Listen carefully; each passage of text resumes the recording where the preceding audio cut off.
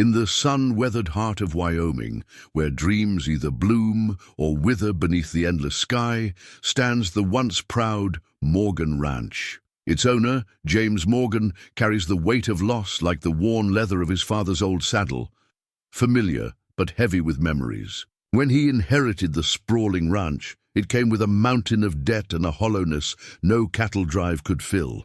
Now, at 45, he's made his fortune back, but the victory tastes bitter without someone to share it. His solution is simple: a marriage of convenience to Sarah Collins, the new schoolteacher whose own dreams are slipping away like water through desert sand. But as autumn paints the ranch in gold, something unexpected begins to stir in the spaces between their careful words and cautious hearts. Could this practical arrangement be the key to healing wounds neither thought would ever mend? Before we jump back in, tell us where you're tuning in from.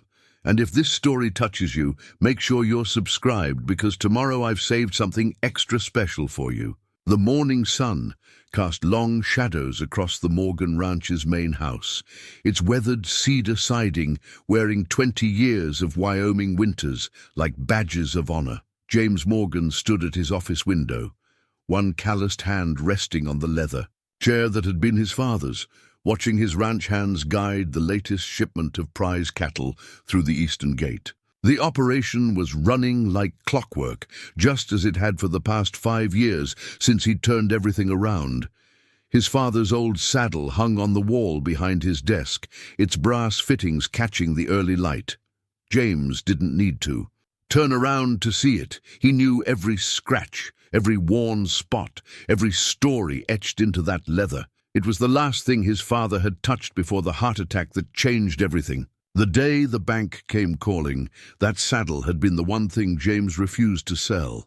The sound of hooves and cattle below drew his attention back to the present. Through the window, he could see Mike, his foreman of 15 years, directing the precise choreography of ranch work with the ease of a conductor leading a well-rehearsed orchestra. The Morgan Ranch brand was now synonymous with the finest beef in 3 states, their breeding program respected throughout the industry. The debt that had nearly ruined them was long paid off, replaced by healthy profits and a sterling reputation. But success felt hollow in the emptiness of the big house. The rooms echoed with absence of his father's booming laugh, of his mother's holiday gatherings, of the wife he'd lost before they'd had the chance to start a family of their own. The ranch's revival should have been a triumph. Instead, it was just another reminder of all he had to prove and no one to prove it to. James moved to his desk, sliding into the chair with the smooth motion of daily habit. The morning's correspondence waited in neat stacks: invoices, breeding records, auction notifications. His eye caught on the local paper, folded to show the school board's latest meeting minutes. The town's struggling elementary school needed repairs they couldn't afford. Again, he paused, his coffee cup halfway to his lips, as a thought began to take shape. Sarah Collins, the new teacher who'd arrived last spring, had been making waves with her innovative programs despite the limited resources. He'd seen her once at the general store, her arms full of books she'd bought with her own money. There was something about her quiet determination that had stuck with him. The solution, when it finally crystallized in his mind, was as practical as a business ledger. He had wealth, but no heir. She had dreams, but no means. It was the kind of arrangement that had built half the ranches in Wyoming: practical partnerships, forged out of necessity and mutual benefit.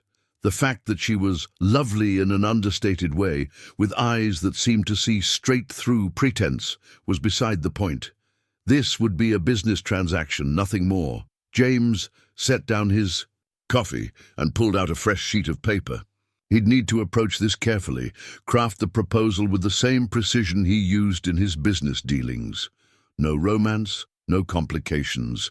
Just a simple exchange of security for stability. It was time the Morgan Ranch had a proper mistress. Again, someone to give it purpose beyond merely turning a profit. The saddle watched silently from its perch as he began to write.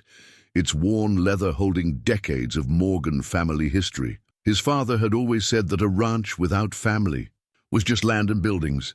Perhaps it was time to prove the old man right. The ranch's old ledger sat heavy in James's hands, its leather binding cracked and faded. He rarely opened it anymore. The numbers inside told a story he'd rather forget. But today, with the weight of his decision pressing on him, he found himself drawn to these painful records of the past. The pages fell open naturally to the summer of 2015, when everything had gone wrong. The drought had come first, turning the pastures to dust. Then the cattle prices had plummeted just as their loan payments doubled. His father's death that autumn had been the final blow, leaving James to face the circling creditors alone. The ink on those pages was smudged in places, whether from rain or tears he couldn't remember anymore. Clara had stood by him through the worst of it. His young wife had sold her jewelry, taken a job in town, worked alongside him in the endless struggle to keep the ranch afloat. She'd been the one to suggest selling off the north pasture, her practical mind seeing the necessity before his pride would allow it. Land can be bought back, she'd said, but only if we survive to do it. But they hadn't survived. Not really. The morning he'd found her collapsed in the garden, the doctor's words had been a death knell for more than just his wife. Heart condition, they'd said. The stress hadn't helped.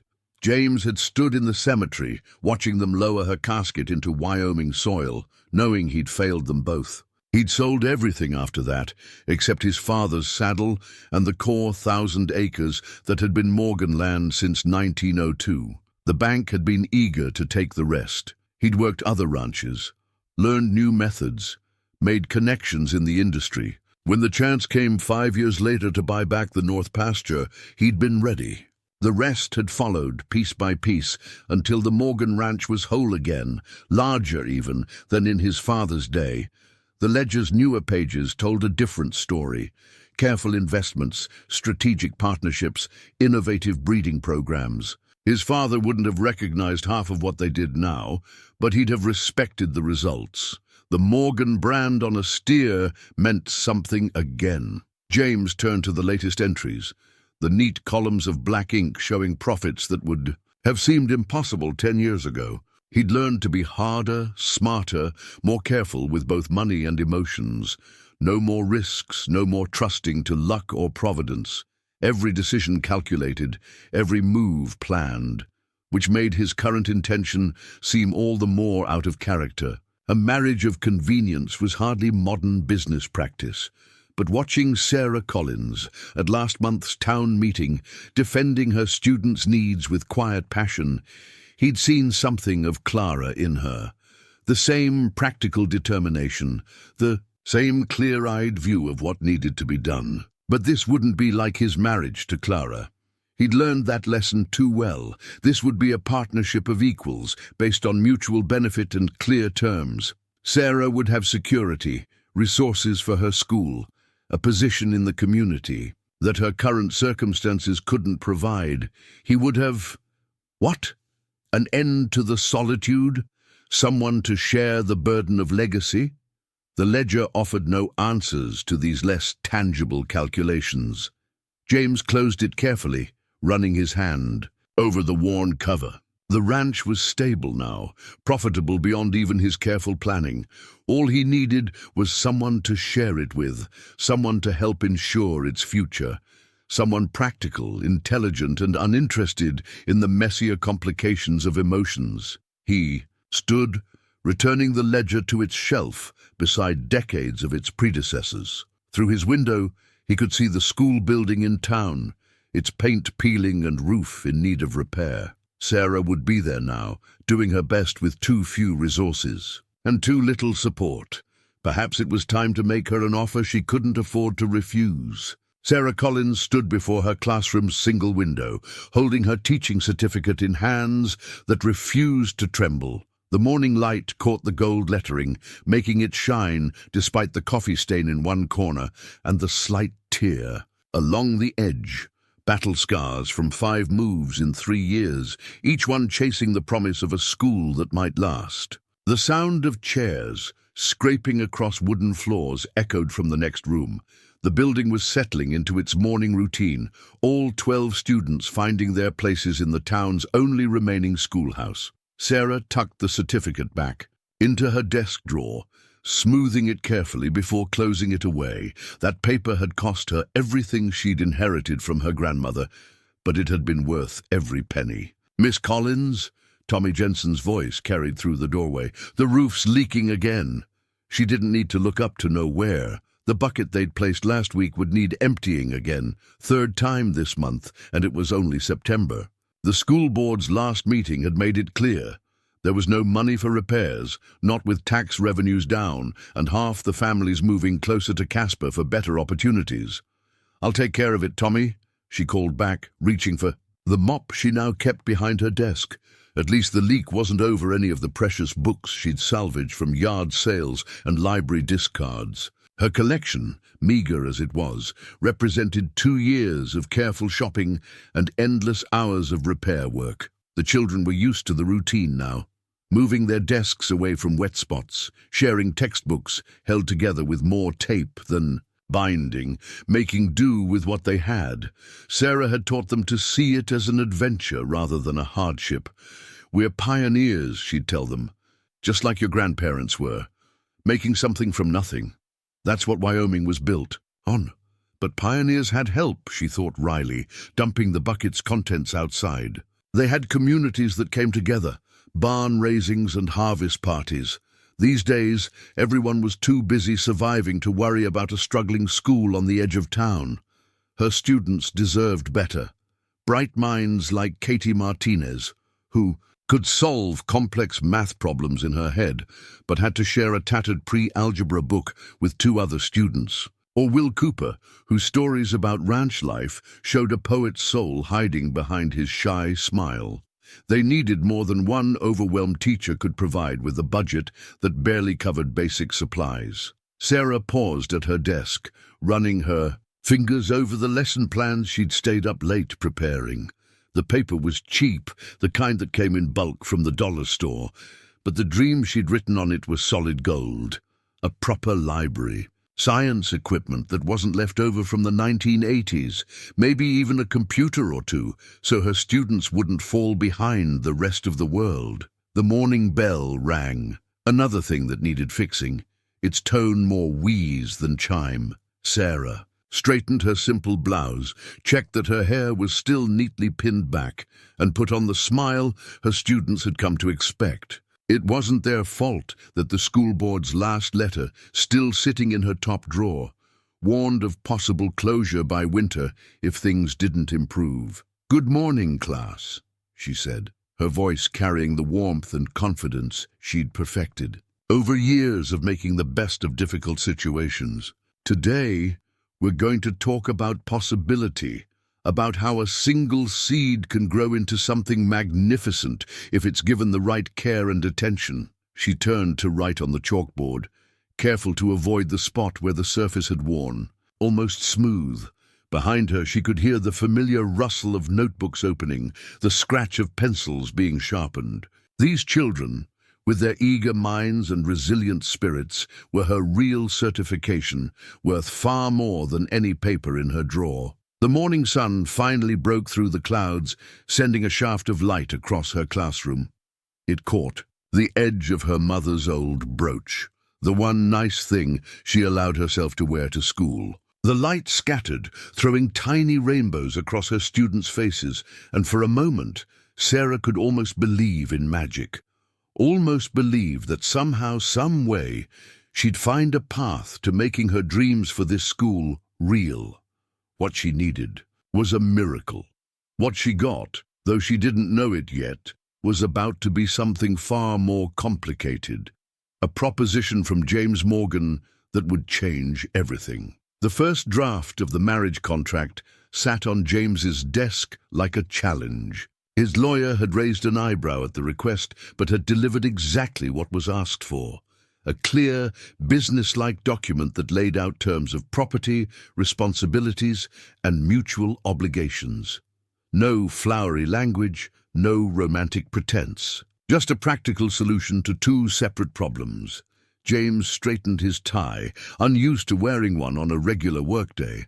But this was business, and business required proper presentation. Through his window, he could see the school letting out, children spilling onto the playground like beads from a broken necklace. Sarah Collins stood at the door, ensuring each child made it safely to their waiting parents. Even from this distance, he could see the care she took with each interaction, a gentle touch on a shoulder here, a word of encouragement there. She managed her limited resources with the same precision he applied to his ranch operations. It was one of the things that had convinced him this plan could work.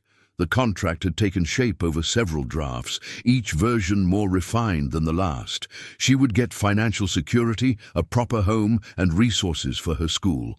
He would get a partner to help manage the ranch's social obligations, someone to ensure its legacy continued. The terms were generous but not excessive. 5 years minimum commitment, joint property arrangements, provisions for both parties' independent pursuits. Mike's truck pulled up outside the school, right on schedule. His foreman's youngest was in Sarah's class, which had provided the perfect opening. "Miss Collins," he heard Mike say, his voice carrying through the open window, "Mr. Morgan would like to discuss a proposition with you, if you have a moment." James watched her hesitate, saw the subtle straightening of her spine. She'd worn her best dress today. Mike had passed along the warning that a business meeting was coming, but it was at least 2 seasons out of style. The contrast with his own tailored suit would be stark, exactly the message he needed to convey. "Of course," she said, her voice carrying that teacher's clarity that cut through any distance. "Would Mr. Morgan prefer to meet at the school?" "He's offered his office," Mike replied, nodding toward the ranch house. "Thought you might appreciate the privacy." James moved away from the window, positioning himself behind his desk. The contract was safely tucked away in the top drawer. Best not to show that card too early. First impressions mattered, and he needed her to see him as a potential solution to her problems, not a threat to her independence. The clock on his wall ticked steadily as he waited, each sound marking a step closer to what could either be his smartest business decision or his greatest miscalculation. The future of the Morgan Ranch, and possibly the town school, would depend on how the next hour unfolded. When his housekeeper finally showed Sarah into his office, James was struck by 2 things: the quiet dignity she carried despite her circumstances, and the way she assessed his office with a teacher's observant eye, missing nothing. Yes, this could definitely work. The town newspaper lay folded on Sarah's small kitchen table, tomorrow's headline already typeset: "Morgan Ranch owner to wed local teacher." The words stared back at her, black and irrefutable in the gathering dusk. Martha, the printer's wife, had shown her the proof with barely contained excitement. By tomorrow, everyone would know. Sarah's hands shook slightly as she poured her evening tea. James Morgan's proposition still echoed in her mind, delivered with the same precision he probably used to negotiate cattle prices. His office had been exactly what she'd expected. Everything in its place, power carefully arranged like the ancestral photographs on the walls. A mutually beneficial arrangement, he'd called it, laying out terms as clear as her lesson plans. "You need resources for the school. I need someone to help manage the ranch's social obligations. Marriage would solve both problems." The china teacup had been her grandmother's, one of the few nice things she'd kept. Her reflection in its surface looked the same as it had yesterday, though everything had changed. The Morgan Ranch was the largest employer in the county. Its owner's wife would have influence the struggling schoolteacher could only dream of. The ranch's old barn could be converted into a proper schoolhouse, he'd said, watching her face carefully, with a library, science lab, whatever you need. He hadn't smiled, hadn't tried to charm her, just stated facts, like items in a ledger. The contract had been thorough. She had to give him that. 5 years minimum commitment, joint access to resources. Her teaching career not just permitted but actively supported. Everything spelled out in clean, careful typescript that left no room for misunderstanding. A knock at her door startled her from her thoughts. Marion Webb from the school board stood on her porch, practically vibrating with curiosity. The news was spreading faster than autumn frost. Is it true? Marion didn't wait for an invitation. You and James Morgan? Sarah met her eyes steadily. Mr. Morgan has made a proposal. I'm considering it. Marion's expression shifted from excitement to calculation. As head of the school board, she knew exactly how dire their situation was. The Morgan Ranch has quite a few children of working age, she said carefully. Having them in school regularly would boost our attendance numbers significantly, and their funding, Sarah thought. Amazing how quickly marriage to James Morgan could turn her from a problem to be managed into an asset to be cultivated. The newspaper's headline seemed to pulse in her peripheral vision, a future trying to right itself before she'd even agreed. But she had agreed, hadn't she? Her signature on the contract was less than 2 hours old, the ink barely dry. James Morgan's handshake had been firm, impersonal.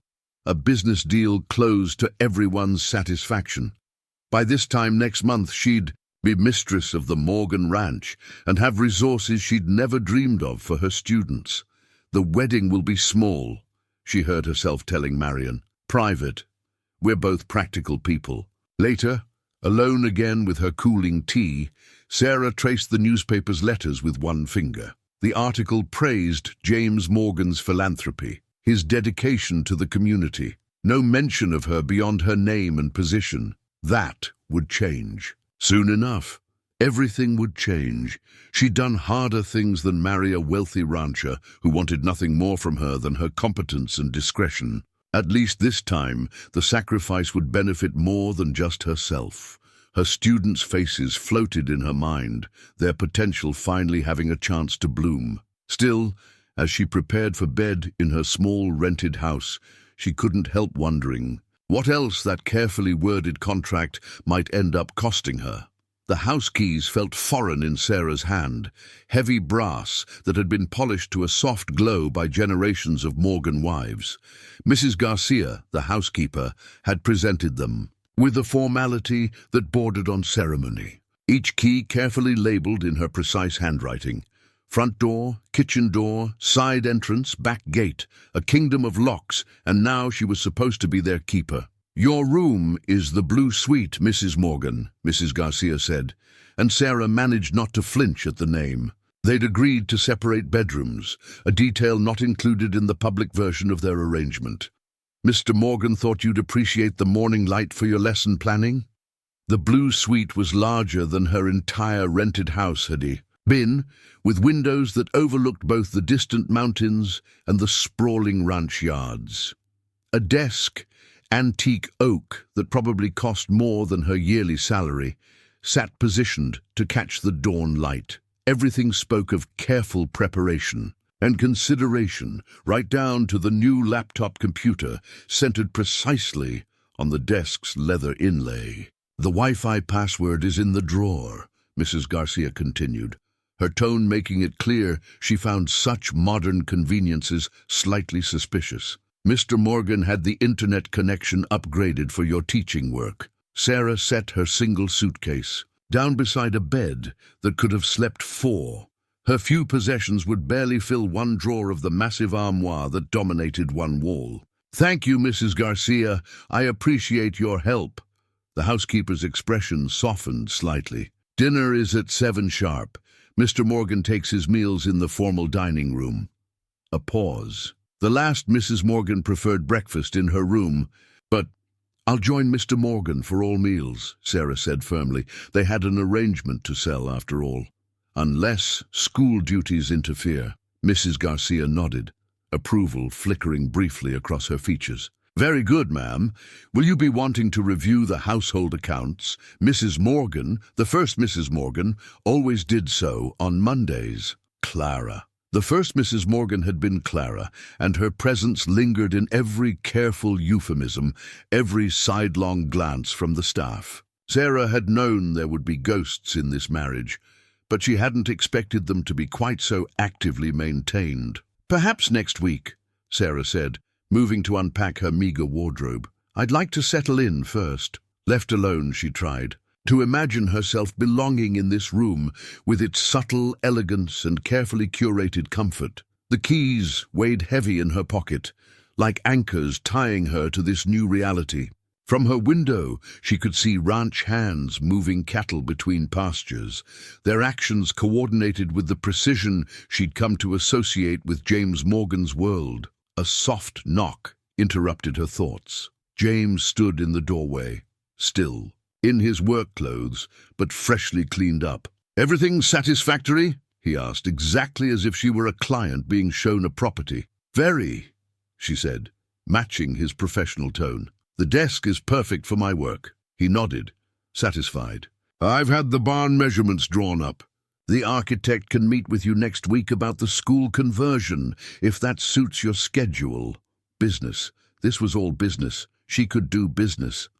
"I'll review the preliminary plans this weekend and have some initial thoughts ready." "Good." He hesitated, then added, "The staff will follow your direction regarding household matters. Mrs. Garcia can be traditional, but she's excellent at her job." Translation: "Don't upset the careful balance of his well-ordered world." "I understand," Sarah said quietly. "I won't disturb any existing arrangements." Something flickered in his eyes. Approval? Relief before his professional mask settled back into place. "Dinner at 7 then," he said, and left her to her unpacking. Sarah turned back to her suitcase, removing her carefully wrapped teaching materials. The keys pressed against her hip, a constant reminder of her new role. Mrs. Morgan. She would have to get used to the name, just as she would have to get used to this gilded cage she'd willingly entered. At least this cage came with the promise of helping her students spread their own wings. The leather-bound photo album was heavy in Sarah's lap, its pages thick with history. She hadn't meant to find it. She'd been searching the library for books suitable for her older students when it had fallen from a high shelf, almost taking her and the ladder with it. Now, sitting in one of the library's worn leather chairs, she found herself unable to put it down. The first page held a sepia-toned photograph of the ranch house, newly built and proud against the Wyoming sky. A man who could only be James's. Grandfather stood on the porch, his wife beside him, both wearing the kind of stern expressions people wore for long exposure photographs in those days. But there was something in the way the man's hand rested on his wife's shoulder that spoke of tenderness beneath the formality. "That's Daniel Morgan and his wife Eleanor." James's voice came from the doorway, making her start. "They built this place in 1902, raised 6 children here." Sarah looked up, apology ready on her lips, but James waved it away. "Family history belongs to family," he said, the words carrying a weight she wasn't sure how to interpret. He moved into the room, standing behind her chair to look at the album. Turn the page. The next photographs showed the ranch growing, evolving, barns being raised, cattle drives, children on horses. Each image was carefully labeled in various hands, dates, names, occasions. The Morgan family tree spreading its branches through time. "Your father?" she asked, pausing at a photo of a young man who had James's jaw and bearing, standing proudly beside a prize bull. "Thomas Morgan," James confirmed, and she heard the subtle shift in his voice. He modernized the breeding program, brought in new bloodlines. Everything we do now builds on his work. Sarah turned another page and caught her breath. A wedding. Photo: James, younger but unmistakable, standing beside a woman with laughing eyes and an infectious smile. Clara. This was Clara, captured in joy rather than euphemism and careful phrases. James's hand tightened on the back of her chair. "You can ask," he said quietly. "About her. It's allowed." "Tell me something happy," Sarah said, surprising them both. A good memory. He was silent so long she thought he wouldn't answer. Then, she loved thunderstorms, would drag chairs onto the covered porch and make me sit with her watching the lightning, said it was nature's finest show and we had front row seats. His voice held something she'd never heard before, a warmth that transformed it entirely. Sarah studied the photograph, seeing now the wildness beneath Clara's polished surface. A woman who would watch storms for pleasure would also sell her. Jewelry to save a ranch, would work alongside her husband against impossible odds. She fought for this place, she said softly. With you, yes. The word held volumes. Until it fought back. Another page turn revealed the ranch in crisis, cattle thin from drought, pastures brown and barren. The photos grew fewer, the labels scarcer. Then they stopped altogether for several years, as if the family's pain had been too deep to record. When they resumed, they were different. Clinical, prize cattle, new equipment. Business success documented with professional precision. No more family gatherings, no celebrations captured, just the steady march of progress and profit. And now? Sarah asked, touching the album's final empty pages. Now, we have you, James said matter-of-factly, playing your part, helping rebuild what was lost. He moved away from her chair, his professional mask sliding back into place. Speaking of which, the architect's drawings for the barn conversion came through. They're on your desk when you're ready. Sarah watched him leave, his steps echoing. Through the quiet house, the album lay open in her lap, generations of Morgans staring up at her. Not just a business arrangement, she realized, but a dynasty. A legacy she'd agreed to help preserve. She closed the album carefully, returning it to its shelf. Her hands lingered on its spine, feeling the weight of history beneath her fingers. Somewhere in this great house, James Morgan was probably already back at work, adding columns of numbers that never quite added up to happiness. Thunder rolled in the distance, an autumn storm approaching. Sarah found herself wondering if anyone still watched them from the porch. The broken barn door hung askew on its track, years of weather and neglect evident in its warped wood and rusted hardware. Sarah stood in the autumn sunlight, studying the building that had caught her eye for weeks. Unlike the rest of the ranch's meticulously maintained structures, this barn stood apart, forgotten and untouched. Its weathered red paint had faded to the color of old blood, and tall grass grew unchecked around its foundation. "Ma'am," Mike's voice carried a warning. "Mr. Morgan we don't use this building." But Sarah was already pushing the door. Along its track, the metal shrieking in protest. The interior air hit her like a physical thing, stale, heavy with dust and memory. Shafts of sunlight pierced the gloom through gaps in the roof, illuminating what had once been a horse barn. Old tack hung on the walls, and empty stalls lined both sides of a central aisle. "It's perfect," she breathed, seeing past the decay to what could be. The space was huge, with a hayloft that could become a library. The stalls could be converted to study areas, the central aisle a classroom. With proper windows, fresh paint, some repairs. "Mrs. Morgan." Mike's voice was firmer now. "This barn's been closed up since before the drought. Mr. Morgan has his reasons." But Sarah was already taking measurements in her head, calculating square footage, imagining possibilities. The architect's plans for a new school building had been practical, but soulless, all modern efficiency with no character. This, though, this had history, heart. "Sarah," James's voice cut through her planning. She turned to find him in the doorway, his expression carefully neutral, but his shoulders rigid with tension. "This building isn't part of the renovation plans." "It should be," she said, passion overriding her usual caution. "James, look at this space. The bones are solid. The location is perfect. Close enough to town for easy access, but far enough to give the children room to—" "No," the word fell. "Between them like a stone. The plans we discussed are more than adequate. This barn isn't available for discussion." Sarah felt something shift in her chest, the first crack in her careful compliance. "Why? What possible reason could there be to let a perfectly good building rot when we could give it purpose again? My reasons are my own."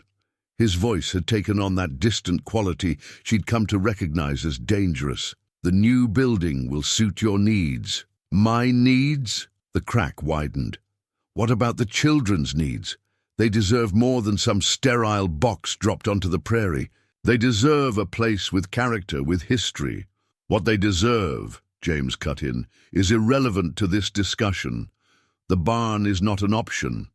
End of conversation. But something of Clara's storm-watching spirit must have seeped into Sarah during these weeks of marriage, because she found herself stepping closer, challenging his authority for the first time. "No, not end of conversation. This isn't just about the school anymore. This is about you hiding pieces of your life away behind locked doors and expecting everyone to pretend they don't exist." The silence that followed was deafening. Even Mike had backed away, leaving them alone in the dusty barn with their first real conflict crackling between them. "You want to know why this barn is closed?"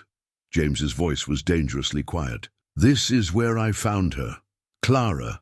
The doctor said the heart attack was quick, probably painless. She was brushing down her favorite mare, the one thing from her old life she'd kept when we married. I sold every horse on the ranch the next day." Sarah's anger drained away, leaving understanding in its wake. "And now, it's a tomb. It's a reminder," he corrected sharply, "of what happens when you let emotions override good business sense. Clara loved this barn, loved the horses. That love didn't save either of them." "No," Sarah said softly, "but it made them worth having in the first place." Something flickered in James's eyes, pain or recognition she couldn't tell. He turned abruptly, heading for the door. "The barn stays closed. That's final." But Sarah, standing in the shaft of sunlight that pierced the gloom, knew this wouldn't be the end. She'd seen too much possibility here, not just for the school, but for healing something long broken. Like the door hanging askew on its track, some things couldn't simply be locked away and forgotten. She pulled the door closed behind her as she left, its protest somehow less sharp than before. Time and patience, she reminded herself. She was beginning to understand that both would be needed in far greater quantities than she'd initially calculated. The stack of children's books on the ranch house's back porch looked out of place among the heavy wooden furniture and practical boot scrapers. Sarah had brought them from her classroom, intending to return them to storage. But Mike's youngest, son Tommy, had spotted where the red fern grows on top of the pile and asked if he could borrow it. Now, 2 weeks later, the porch had become an impromptu library. Ranch hands' children would stop by after their chores, exchanging books and lingering to discuss their favorites. Sarah found herself holding informal reading sessions in the late afternoons. The children sprawled on blankets in the grass while she read aloud. "The Cowboys are listening too," Mrs. Garcia confided one evening as she brought out lemonade and cookies. "Not that they'd admit it, but they slow down their work when you're reading the exciting parts." Sarah had noticed. The men would find reasons to mend fence near the house during story time, their horses grazing, while young voices asked questions about vocabulary and plot twists. Even the most weathered ranch hands would pause, pretending to check their tack while actually following the tales of frontier courage and loyalty. The changes were subtle, but unmistakable. Children's laughter, once foreign to the Morgan Ranch, now mixed with the everyday sounds of cattle and machinery. Homework was done at the kitchen table, while Mrs. Garcia prepared dinner, the housekeeper's initial resistance softening in the face of young minds eager to learn. "Did you know Joey can barely read?" Mike approached her one evening after the others had gone. "My foreman's son, 12 years old, and the school in town just kept passing him along." The shame in his voice was painful to hear. "Dyslexia," Sarah explained gently. "It's not about intelligence. Joey's smart as a whip. He just needs a different approach." She hesitated, then pressed forward. "I could work with him if you'd like, before dinner, 3 times a week." Word spread. Soon she had 5 students for regular tutoring sessions. their parents grateful for the extra help. The ranch's rhythm shifted to accommodate these informal classes, and Sarah found herself writing lesson plans at the dinner table while James reviewed contracts and cattle records. "The men seem content," he observed one evening, watching her grade papers. "Production is up, actually. Fewer mistakes, better communication. Amazing what happens when people feel their families are cared for." Sarah replied carefully. She'd learned to speak his language. Productivity, efficiency, results. A ranch isn't just land and cattle, it's community. James was quiet for a long moment, studying her with an expression she couldn't quite read. "Clara used to say something similar," he said finally, "about the ranch being more than just a business." Sarah set down her red pen, sensing a rare moment of openness. "Tell me." She started a Christmas tradition, having all the families gather in the main house. Said it wasn't right for the hands to be alone in their bunkhouses during the holidays. His voice held that same warmth it had when he spoke of storm watching. The year of the drought. She insisted on keeping it up, even though we could barely afford it. Said hope was worth more than money in hard times. She was right, Sarah said softly, thinking of her students' faces lighting up over new books, of Joey proudly reading a full paragraph without stumbling. She usually was. James stood abruptly, the moment passing. Speaking of expenses, the architect sent a revised proposal for the new school building. "More windows, as you requested. The cost increase is reasonable." But Sarah noticed he didn't immediately retreat to his office, instead lingering to listen as she explained Joey's progress with phonics. And the next day, a new bookshelf appeared. On the porch, solid oak built to withstand Wyoming weather. "Mr. Morgan had it made special," Mrs. Garcia explained, helping Sarah arrange the books. "Said if we're going to have a library, it ought to be proper." Sarah ran her hand along the smooth wood, feeling the care that had gone into its crafting. Not quite permission to restore the old barn, but perhaps a step in that direction. Like her struggling readers, sometimes progress had to be measured in small victories, in the spaces between words where understanding began to grow. The ranch's first aid kit lay open on the kitchen table, its contents scattered across the wooden surface like evidence of disaster. Sarah's hands moved with practiced efficiency, cleaning the gash on James's forearm, while Mrs. Garcia hovered nearby with fresh towels and worried expressions. "The bull was spooked," James explained through gritted teeth. "Lightning struck too close to the pen. If Mike hadn't been there." "But he was," Sarah said firmly, her teacher's voice brooking no argument. "And now you'll sit still and let me finish this." The wound wasn't deep enough for stitches, but it would leave a scar, another mark of the ranch's cost written on his skin. She'd been reading to the children when the storm hit, the afternoon sky turning violent with frightening speed. Then Mike's shout had cut through the thunder, and she'd seen James thrown against the fence. She'd moved without thinking, the first aid kit's location coming to her automatically, one of those details Mrs. Garcia had insisted she know, though neither of them had expected it to matter. "You should have waited for the vet," she scolded. But her touch remained gentle as she applied the antiseptic. Playing hero with 2,000 pounds of frightened bull isn't exactly smart business practice. A ghost of a smile touched his lips. "Worried about the ranch's bottom line, Mrs. Morgan. Worried about its owner, Mr. Morgan." The words slipped out before she could catch them, heavy with more truth than their arrangement warranted. His eyes met hers, something unguarded in their depths. "Sarah," he started, then hissed as she began wrapping the bandage. "Sorry," she murmured, though they both knew she wasn't apologizing for the bandage. "Almost done." Mrs. Garcia had disappeared, Sarah realized. That sixth sense of hers for private moments, sending her to busy herself elsewhere. The kitchen felt suddenly intimate, rain drumming on the windows while thunder rolled in the distance. "You handled it well," James said quietly. "The crisis. Most people would have panicked. I'm a teacher. We're trained for emergencies." She secured the bandage with careful precision, though usually more along the lines of skinned knees and hurt feelings. Still, his good hand covered hers where it rested on his arm. Thank you. The touch was electric, unexpected. Sarah found herself noticing details she usually tried to ignore. The strength in his fingers, the way his shirt clung to his rain-soaked shoulders, the small lines around his eyes that deepened when he was in pain. I should check on the children, she said, reluctantly drawing away.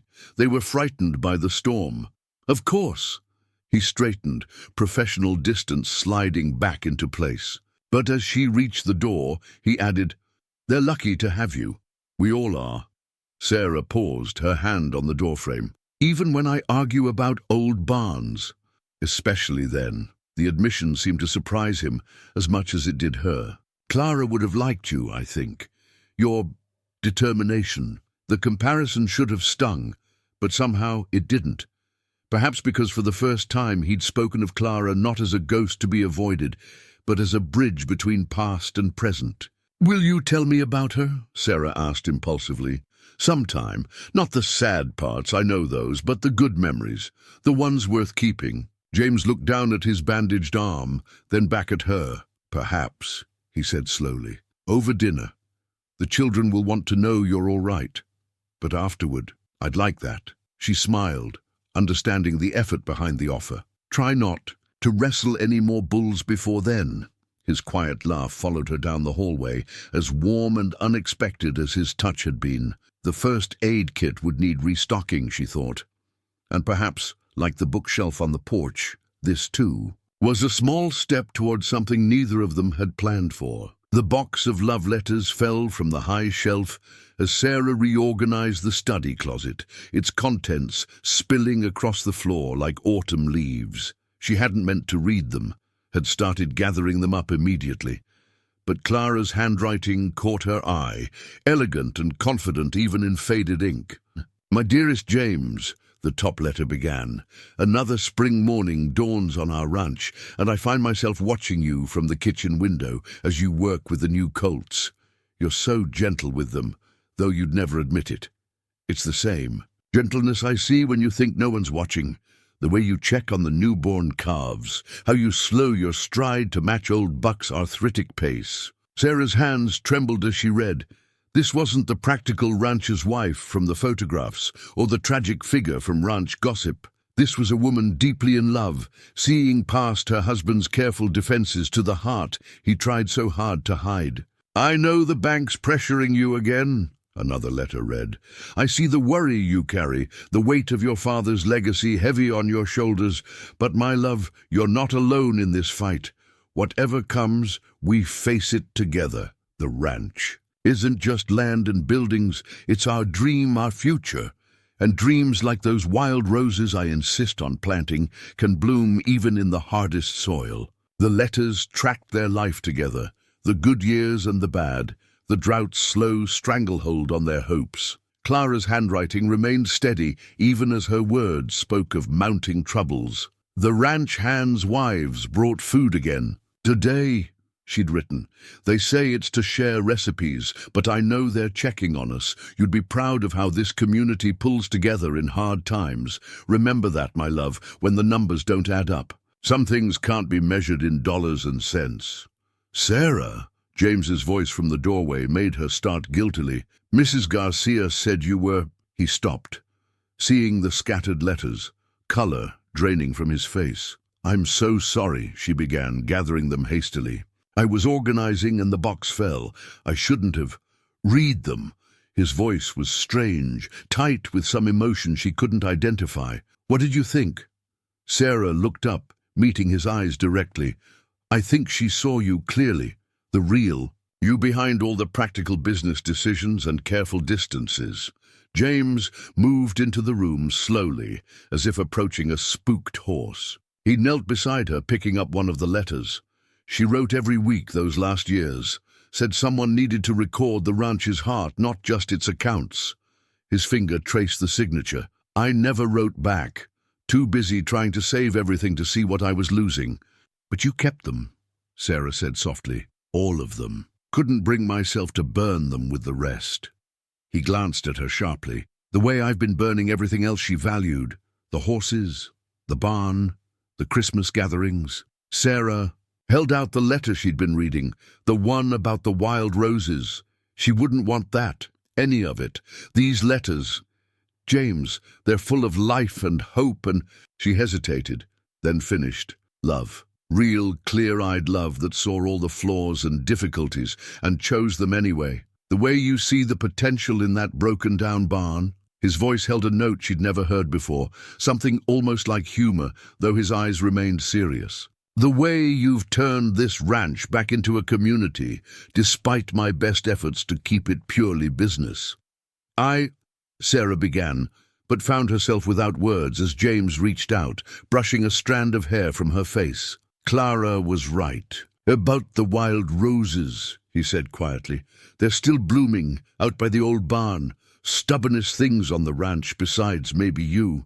The touch of his fingers lingered on her cheek, and Sarah felt something shift between them, like a door, long rusted, suddenly creaking open. But before either could speak, boots sounded in the hallway, and Mike's voice carried through the house. "Mr. Morgan, that bull buyer from Colorado is here early." James's hand dropped, the moment breaking. He stood, professional mask sliding back into place. "We should talk," he said. "Later. About the barn and other things." Sarah nodded, gathering the letters carefully back into their box. "Later," she agreed, understanding that, like the wild roses, some things needed time and patience to bloom.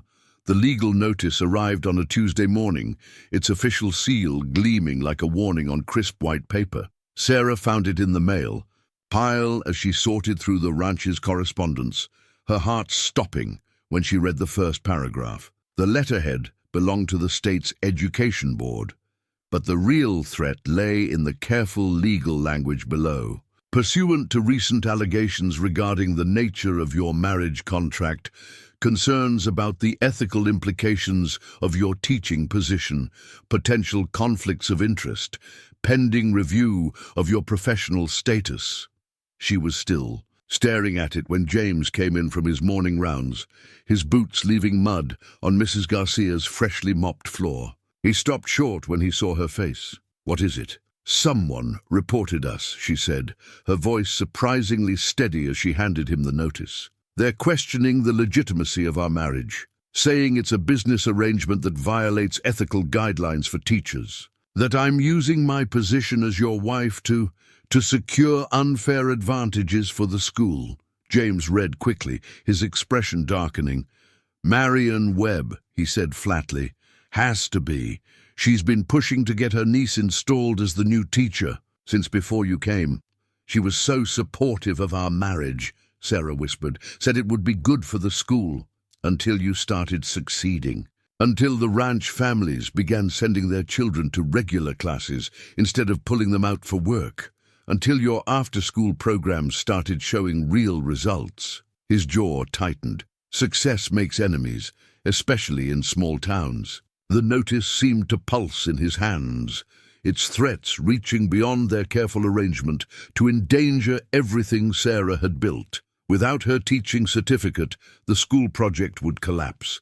The children would be sent to the consolidated school 30 miles away, or worse, drop out entirely. "They can't prove anything," James said, but his voice lacked conviction. The marriage contract was perfectly legal, but its intent wasn't. Sarah sank into a kitchen chair, the weight of reality settling over her. "We wrote it as a business deal, James. Property arrangements, mutual obligations, terms and conditions. What real marriage starts with a contract like that?" He set the paper down carefully, as if it might explode. "I'll call the lawyers. We can fight this. And say what? That we're really in love, that this isn't exactly what they're claiming it is." She looked up at him, seeing the conflict in his eyes. "We'd have to lie, James, to everyone, including ourselves." The silence that followed was heavy with all the things they'd left unspoken these past months. The growing comfort of shared meals, the way he'd started lingering after dinner to hear about her students' progress, the moment in the study with Clara's letters when his touch had felt like something more than just part of their arrangement. Unless James began, then stopped, running a hand through his hair in a rare gesture of uncertainty. Unless what? Unless we weren't lying. The words came out slowly, as if he was discovering them as he spoke. Sarah, these past months, the ranch hasn't just been a business. You've made it a home again, the way Clara always wanted, the way I never thought it could be. But before he could continue, Mike burst through the door, his face grave. Mr. Morgan, you need to see this. The bank sent someone about the loan terms. They're saying with the marriage under investigation, the property agreements might not be valid. The whole refinancing could be at risk. Sarah watched the shutters come down behind James's eyes, the businessman replacing the man who'd been about to speak from his heart. I'll handle it, he said, already turning toward the door.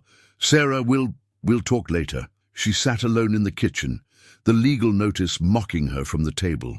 Outside, she could hear the children arriving for their afternoon lessons, their laughter a painful reminder of everything she stood to lose, not just her profession now, but this place, these people, and James, who'd been about to say something that might have changed everything.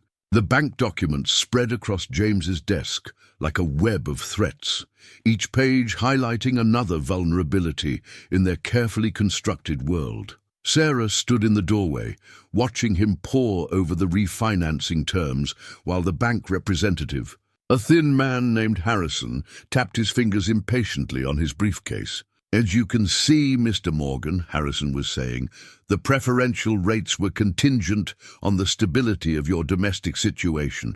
A marriage of convenience, especially one arranged to circumvent educational funding regulations. He let the implication hang in the air. That's speculation, James snapped, but his knuckles were white where they gripped the papers. Our personal life is not the bank's concern. On the contrary, the Morgan Ranch's recovery has been remarkable, but it's built on careful financial planning that assumed certain structural stability.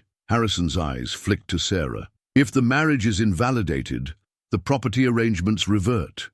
The school project's funding becomes questionable. The risk assessment changes. Sarah felt sick.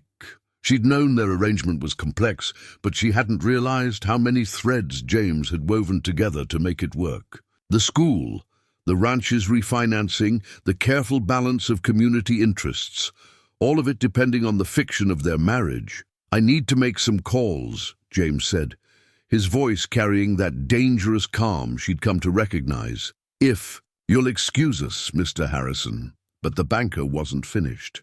There's also the matter of the original loan from when you first saved the ranch, the one Clara co-signed. James went still. That loan was paid off years ago. The terms were renegotiated, yes, under the assumption of continued family ownership. If this marriage is legally questioned, Harrison shuffled through his papers. Well, there are clauses about material misrepresentation. The bank could technically require a full review of all past arrangements. Sarah watched the color drain from James's face. You'd go back that far, after all these years. The bank simply wants to protect its interests. Of course, if you and Mrs. Morgan could demonstrate the legitimacy of your relationship. Harrison's smile was thin as a paper cut. Perhaps a public renewal of vows, something to satisfy the community's concerns? The suggestion hung in the air like smoke, acrid and choking. They could do it, Sarah realized. Stage a romantic ceremony, play the happy couple, convince everyone their marriage was real, save the school, the ranch, everything they'd built. But the cost would be the truth that had been growing between them.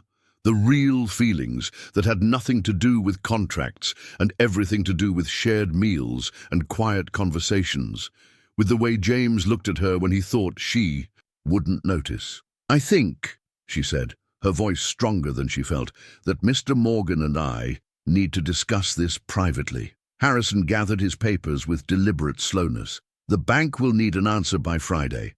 And Mrs. Morgan? The school board meets tomorrow about your position. I'm on the board, as you know. Such unfortunate timing. After he left, the silence in the office grew thick enough to touch. James stood at the window, his back rigid with tension. I'm sorry, he said finally. "I never meant for all this to touch you.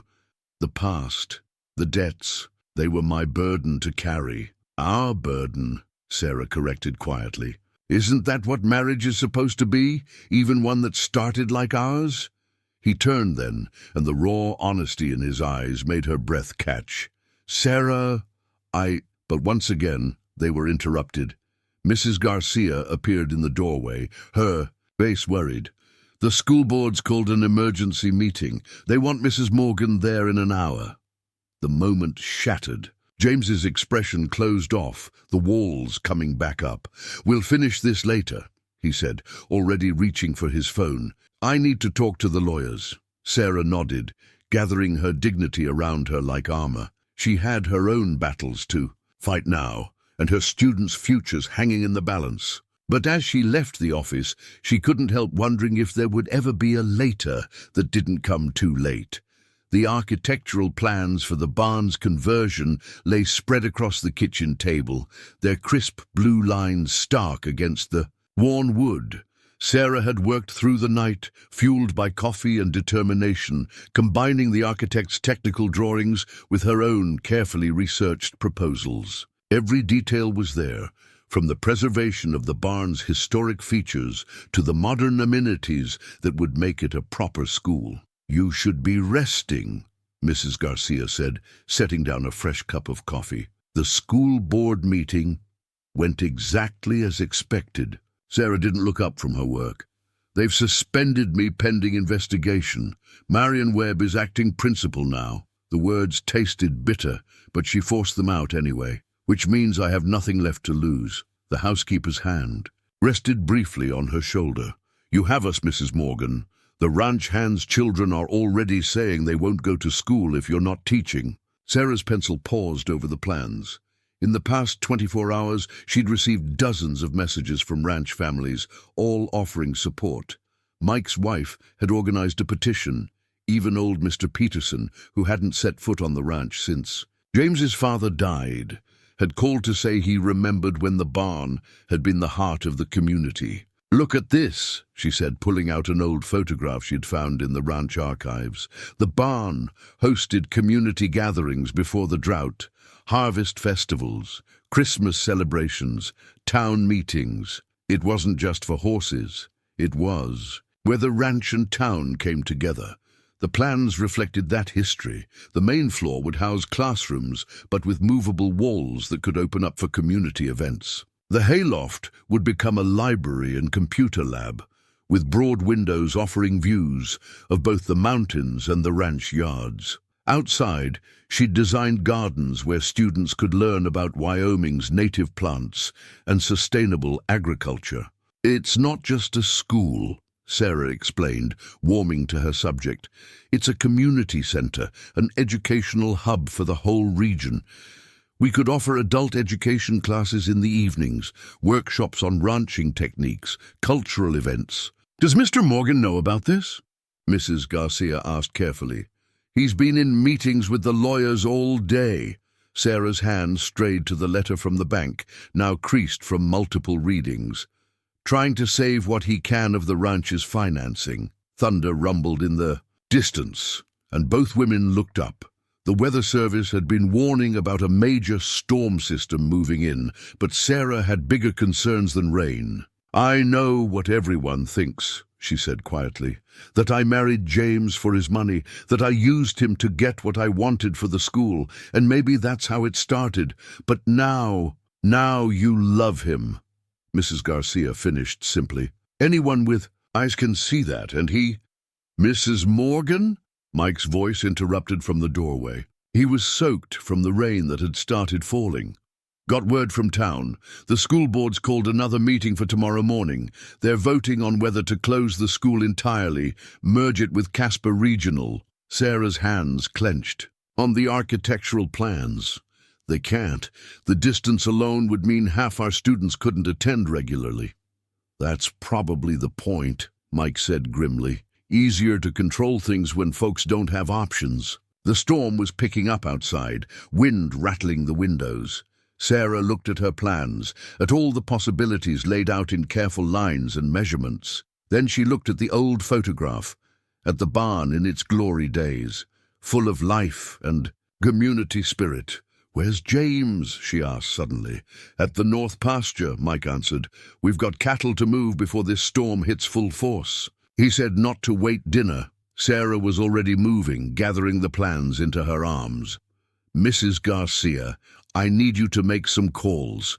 Everyone who supported the school, everyone who remembers what this ranch meant to the community. Tell them to come to the school board meeting tomorrow." She turned to Mike. "And I need you to drive me to the north pasture." "In this weather?" "Mrs. Morgan—" "Sarah," she corrected, surprising them both.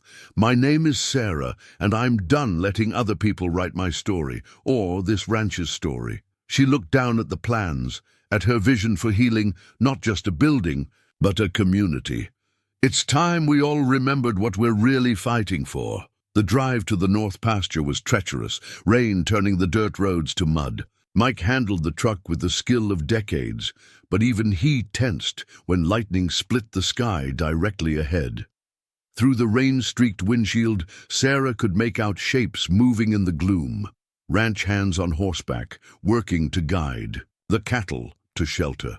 And there in the midst of them, giving directions with the authority of generations, was James.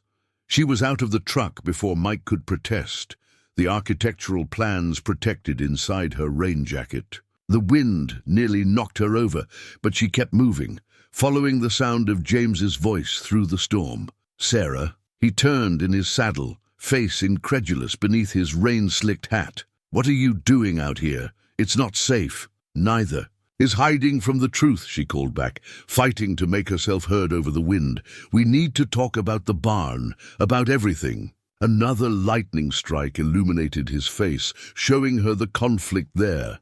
"This isn't the time. It's exactly the time." She pulled out the plans, holding them up like a challenge, "because tomorrow morning the school board votes on closing the school completely, and I refuse to let them take one more thing from this community, from us." James stared at her for a long moment, rain dripping from his hat brim. Then he looked at his men, still working with the cattle. "Mike, get those beasts to the shelter. Dave, take over here." He swung down from his horse, handing the reins to his foreman. "Mrs. Morgan and I need to discuss some things." Sarah felt her heart leap at the determination in his voice. As they slogged through the mud toward the truck, lightning painted the world in stark flashes of clarity. Like their marriage, she thought, moments of brilliant illumination between long stretches of uncertainty. But for the first time since the legal notice arrived, she wasn't afraid of the storm. Some things were worth getting wet for, worth fighting for. And in the truck's cab, surrounded by the thunder of nature's fury, she would finally tell James Morgan exactly what his practical arrangement had come to mean to her. The new deed to the barn lay unsigned on James's desk, illuminated by flashes of lightning through the study windows. Sarah stood dripping on the rug, her architectural plans spread out between them like a declaration of war, or perhaps of independence. Outside, the storm raged with all the fury of a Wyoming autumn, but in the study, the silence was deafening. "You want to give the barn to the town?" James's voice was dangerously quiet. "The same people who are trying to destroy everything we've built?" "Not to the town," Sarah corrected, pushing wet hair from her face. "To the community. There's a difference, James. The barn would be held in trust, managed by a board of ranch families and town representatives. Independent from the school board, protected from political games." Lightning flashed again, throwing James's face into sharp relief. She could see the muscle working in his jaw, the struggle between the businessman who needed control and the man who'd started to remember what community meant. "It's still my barn," he said finally, "my property, my memories." "Your tomb," Sarah shot back, anger and frustration finally breaking through her careful composure. "That's what you've turned it into. A monument to loss that helps no one, heals nothing." She took a breath, steadying herself. "Clara wouldn't want this, James. You know she wouldn't." "Don't." His voice cracked like the thunder outside. "Don't use her to manipulate me." "I'm not. I'm asking you to honor her memory by bringing life back to something she loved. Those letters, James, she saw the ranch as more than just a business. She saw you as more than just a businessman. He turned away, staring out at the storm-racked landscape. And what do you see, Sarah? A convenient ally, a checkbook for your dreams. I see the man I fell in love with. The words burst out of her, too loud in the study's confines. The man who builds bookshelves for children's stories, who listens to his ranch hands' concerns about their families, who watches me teach from his office window and thinks I don't notice. James went very still, his back rigid. This was supposed to be a business arrangement, he said, but his voice had lost its certainty. So was your marriage to Clara at first. Your father arranged it, didn't he? For the connections, the dowry to save the ranch? At his sharp look, she added, Mrs. Garcia told me, but it became real, James, just like this has become real. Slowly, he turned to face her. And when it became real with Clara, I lost everything. No. Sarah moved closer, close enough to see the pain and fear warring in his eyes. You lost Clara, and it broke your heart, but you didn't lose everything. You lost your way. There's a difference. Another lightning strike, closer now, made the windows rattle. On James's desk, the new deed seemed to glow with possibility. The bank, he began, knows exactly what they're doing, trying to use our past against our future. Sarah gestured to the architectural plans. But look at this, James. Really. Look, the barn becomes a community center, a place of learning and gathering. The ranch reconnects with the town, rebuilding relationships that have been broken since the drought. It's not just about the school. It's about healing something bigger than all of us. He studied the plans, and she could see his businessman's mind working through the possibilities. The trust structure would protect it, he said slowly, from both the school board and the bank, and with community investment, we could apply for historical preservation grants, Sarah finished, educational funding that doesn't depend on local politics. But more than that, she touched his arm gently, we could make it a place of joy again, the way Clara wanted. James's hand covered hers where it rested on his arm. And us? He asked quietly. What happens to our arrangement? Sarah met his gaze steadily. I think we both know it stopped being an arrangement months ago. The question is, are you brave enough to admit it, to take a risk on love again? For a long moment, the only sound was the storm and their breathing. Then James reached out, brushing a strand of wet hair from her cheek. When did you know? He asked. That it had changed. The day you built that bookshelf on the porch. Not because of the gesture, but because of how you watched the children using it, like you were seeing the ranch's future instead of its past. She turned her face into his touch. When did you know? When you argued about the barn. You saw. He passed my walls, just like Clara did. Demanded better from me than I demanded from myself. His voice roughened. I've been afraid of losing you the way I lost her, of watching another dream die. Dreams don't die, James. They change, like seasons, grow stronger like storm-tested roses. Sarah smiled through tears she hadn't realized were falling. Clara knew that. Maybe it's time we learned it too. James looked down at the deed, then back at her. In one swift movement, he pulled her close, his kiss tasting of rain and truth and possibilities. When they finally parted, he reached for his pen. Together? He asked, holding it out to her. Sarah took it, their fingers brushing. Together, they signed as witnesses to each other's courage, the businessman learning to trust love again, the teacher who'd found more than she'd bargained for in a marriage of convenience. Outside, the storm began to ease, as if nature itself approved of their resolution. The deed was no longer just a legal document, but a promise to honor the past without being trapped by it, to build a future neither of them had imagined when they'd first agreed to their practical arrangement. The school board meets in the morning, Sarah reminded him softly. James smiled, and it was Clara's storm watcher she saw in his eyes, the man who could appreciate beauty in nature's fury. Then we'd better get ready. I believe my wife has a presentation to make about the future of education in our community. Our community. The words settled into place like the final pieces of a puzzle, long unfinished. Sarah gathered up the plans, knowing they'd need to work through the night to be ready. But now they'd work together, not as businessman and teacher, not even as husband and wife, but as partners in something larger than themselves. The storm's last rumbles faded into distance, leaving behind air scrubbed clean of pretense. Tomorrow would bring its own challenges, but they would face them the way Clara had always insisted the ranch work best. As family, as community, as love made manifest in actions rather than words. The first school bell rang out across the Morgan Ranch on a crisp October morning, its clear tone carrying on the autumn wind. Sarah stood in the doorway of the restored barn, watching students stream through the wide doors that no longer hung. Askew, the old horse stalls had been transformed into intimate study spaces, their wooden walls gleaming with fresh polish, while the main aisle served as a bright, airy classroom. Sunlight poured through new windows, catching the brass nameplate.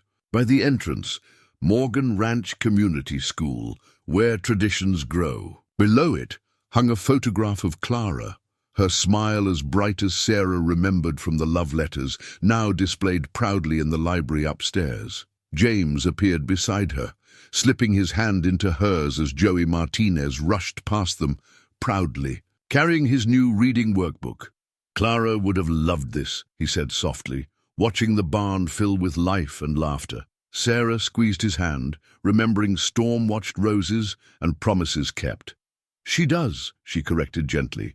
Every time a child learns something new within these walls. The bell rang once more, calling their community's future to its first lesson in a place where past and present had finally found their peace. The new family portrait hung in the ranch house's main hall, taken 1 year to the day after the barn.